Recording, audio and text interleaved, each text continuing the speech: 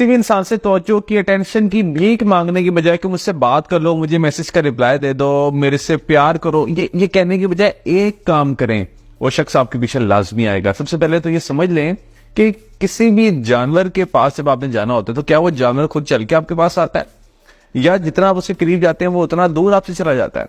वो उतना ही आपसे दूर जाता है। क्यों?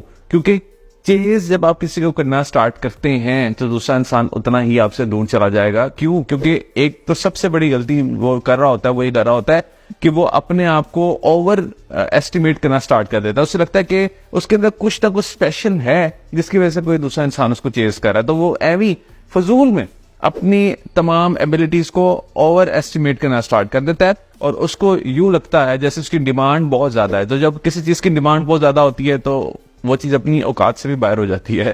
तो यूं ही समझिए कि ये जिस भी इंसान को आप चेस करने की कोशिश कर रहे हैं, ये इंसान इस वक्त फिर अपने आप को ओवर एस्टिमेट करेगा अगर आप इसके पीछे जाएंगे, नंबर 1। एंड नंबर 2, आप अपने आप को तब अंडर एस्टिमेट कर रहे होते हैं। जब भी आप किसी चीज के पीछे जाते हैं और वो चीज आपको नहीं मिलती तो इससे आपकी ईगो चैलेंज होती है। जब आपकी ईगो चैलेंज होती है तो आप फिर ये समझते हैं कि शायद मेरे अंदर किसी चीज की कमी है, मेरे अंदर वो पुर्जा नहीं है जो इस शख्स के अंदर है, मैं उस तरह का प्यार डिजर्व नहीं करता जो ये शख्स प्यार डिजर्व करता है, मुझे अब यही शख्स खुश रख सकता है, मुझे अब यही शख्स मेरी तमाम ख्वाहिशात को पूरी कर सकता है, यही शख्स मेरा सब कुछ है, मेरी तमाम दुनिया है, मेरी कुल कायनात है।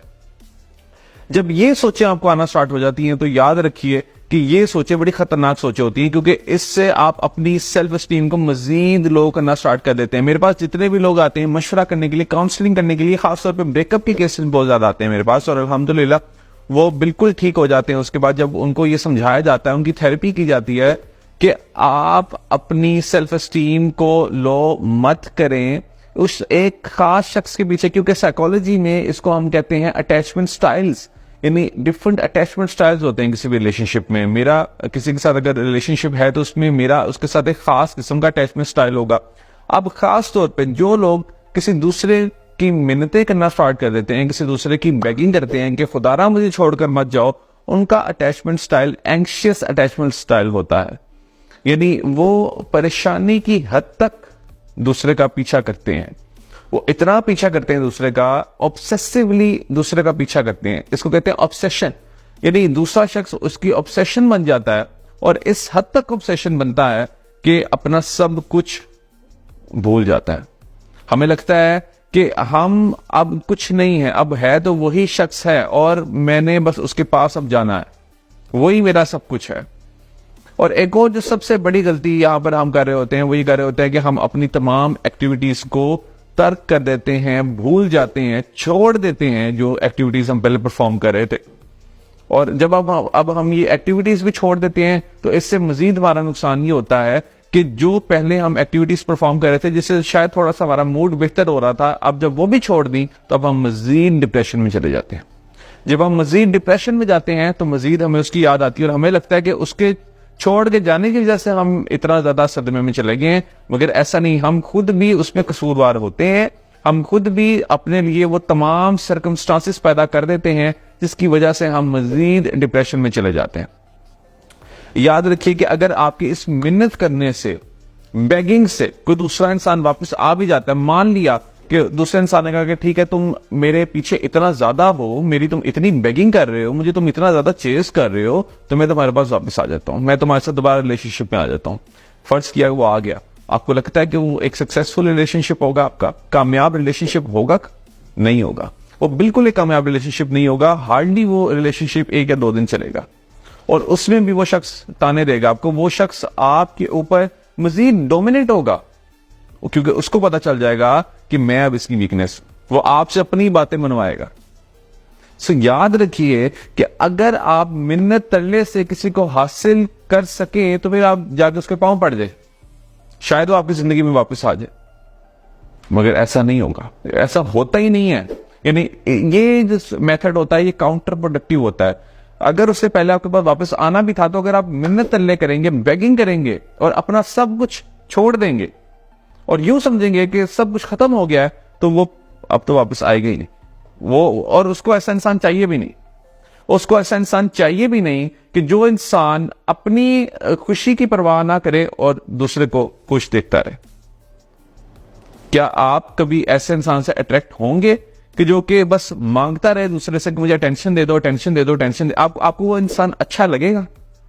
आपको भी वो इंसान अच्छा नहीं लगेगा। कोई इंसान आपसे बेगिंग करे, कोई इंसान आपको चेस करता रहे, कोई इंसान आपको कहता रहे कि मेरे से बात करो, मेरे से बात करो, मेरे से बात करो, आपको अच्छा लगेगा? नहीं लगेगा आपको अच्छा।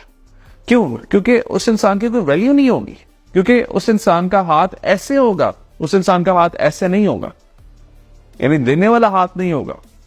सो याद रखिए कि इस दुनिया में उसी इंसान की कदर होती है, उस इंसान की वैल्यू होती है जो कि दूसरों के लिए आसानियां पैदा करता है, अपना ख्याल रखता है सबसे पहले और उसके बाद दूसरों का ख्याल रखता है। वो कहते हैं ना, जब आप जहाज में सफर कर रहे हो तो वो कहते हैं कि दूसरों की मदद करने से पहले अपनी मदद करें।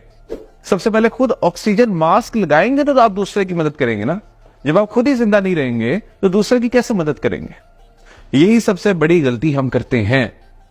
सबसे बड़ी गलती हम ये करते हैं कि किसी दूसरे से बात करने के लिए उसके इतने हम तरले करते हैं, उससे इस तरह हाथ जोड़ के कहते हैं कि मुझसे बात कर लो, मुझसे बात कर लो, मुझसे बात कर लो। वो शख्स अगर फर्ज किया अब आ भी गया तो दोबारा छोड़ के जाएगा और दोबारा वो आपको इससे ज्यादा तंग करेगा, इससे ज्यादा तंग करेगा।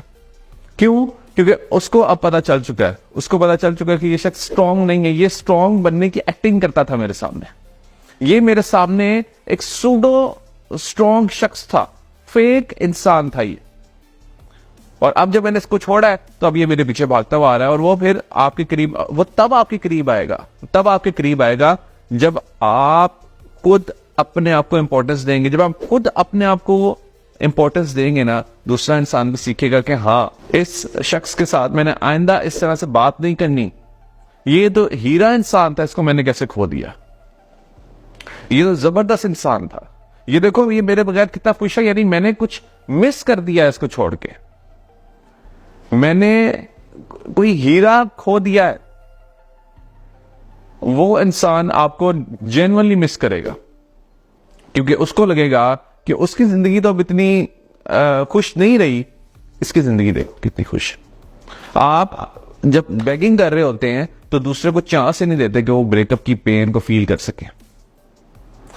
जब हम बिल्कुल ब्रेकअप के बाद अपनी जिंदगी को ट्रांसफॉर्म करते हैं, अपने आप को चेंज करते हैं, तो दूसरा शख्स पागल हो जाता है। उसको समझ ही नहीं आता कि ये हुआ क्या है मेरे साथ। मैंने तो इसको छोड़ा था, मैं तो एक्सपेक्ट कर रहा था ये कि मेरे आगे हाथ जोड़ेगा, मगर ये तो मेरे आगे हाथ जोड़ ही नहीं रहा।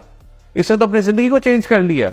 वो आपके पीछे आएगा, वो आपको चेज करेगा, वो आपको चेज करेगा, वो इतना चेज करेगा कि फिर आपको लगेगा कि मुझे तो इस शख्स की जरूरत ही नहीं है।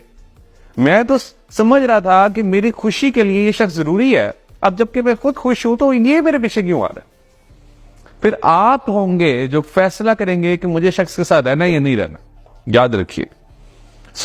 ये मिन्नत अल्लाह करने की बजाय, बेगिंग करने की बजाय काइंडली वो तमाम एक्टिविटीज को कंटिन्यू करें जो एक्टिविटीज आप पहले परफॉर्म कर रहे थे। नंबर 1। नंबर 2, आप उसके रडार से निकल जाएं। किसी को मैसेज करने की जरूरत नहीं है, किसी दोस्त को कि जी मुझे बताओ कि वो शख्स क्या कर रहा है। कोई ऐसा स्टेटस लगाने की जरूरत नहीं है कि इसमें आप ये शो करवाएं कि आप इफेक्ट हो रहे हैं। अगर आप मुझसे 1-to-1 इस मसले के बारे में बात करना चाहते हैं तो अभी दिए गए नंबर पर मुझे मैसेज करें, इंशाल्लाह आपके साथ मेरा सेशन बुक हो जाएगा। All the best.